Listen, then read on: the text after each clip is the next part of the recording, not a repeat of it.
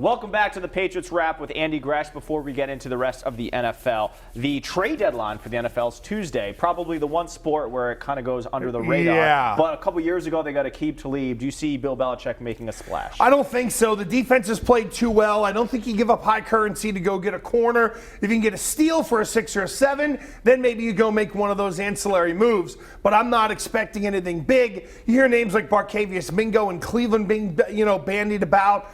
I think whomever that's really good that's out there, currency is going to be too high. They're not giving up a top 4 pick for anybody. Now, I know you don't like to talk about it, but I am officially on the bandwagon of the Patriots could go undefeated. I try not to be a huge homer, but other than the Denver game and at Jets, where is the hiccup coming? They're too well coached, aren't they?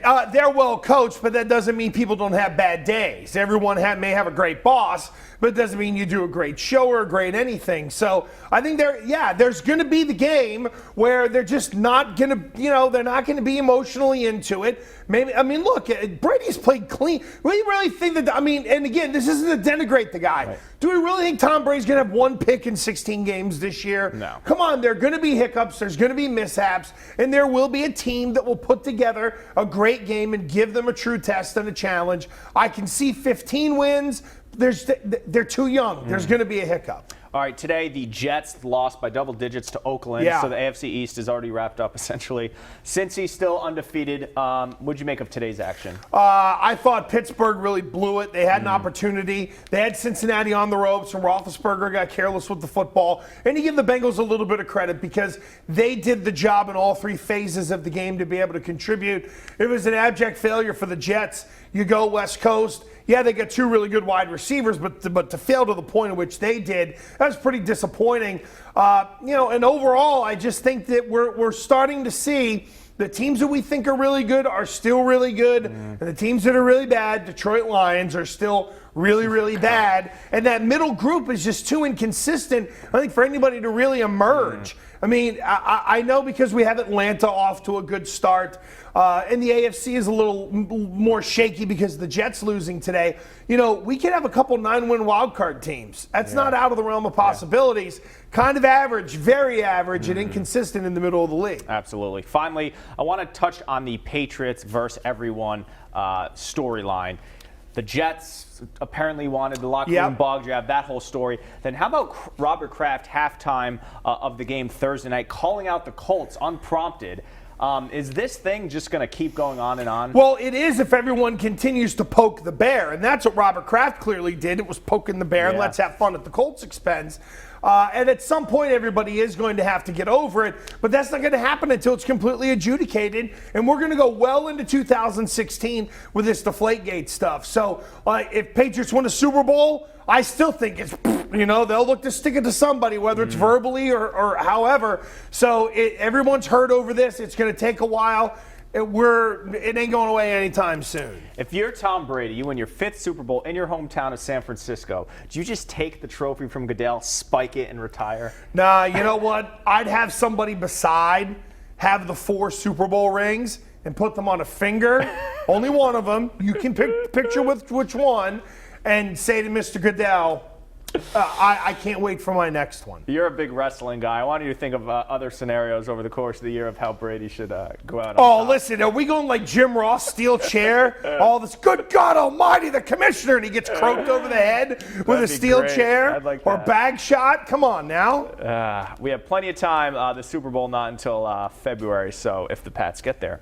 More from the Patriots Wrap after this. Gresh, we'll see you Wednesday and Thursday. Dig it up. 1.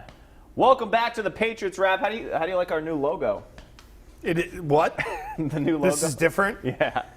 What do you think? I look at this? You don't pay attention to the aesthetics of the show? No. Congrats on your national gig yesterday. Very nice. Thank you very much. I appreciate that. It was a lot of fun. I was in your old neck of the woods in Virginia. All right, let's talk about stuff going on in New England. Patriots Dolphins. Let's go back to Thursday. 36-7. Weren't the Dolphins supposed to be good? Yeah, they were supposed to present a bit of a challenge, and Yianni, it was evident early that the Dolphins were really going to be no challenge to the Patriots. And the amazing part of this team is that they go against the Jets and they willingly run the ball 9 times, and then they completely flip the script and they become a balanced offense again against Miami. An amazing effort by Brady. And look, the Dolphins are another team where the Patriots own space in their heads, and you can't walk into Gillette Stadium unless you're playing your A game to be able to get a win. Because at the first mistake, it becomes that big, giant Bugs Bunny snowball I talk about all the time, where it's the little snowball, and it rolls down the hill, and then boom, Daffy Duck has got the goofy look and the bill's all bent.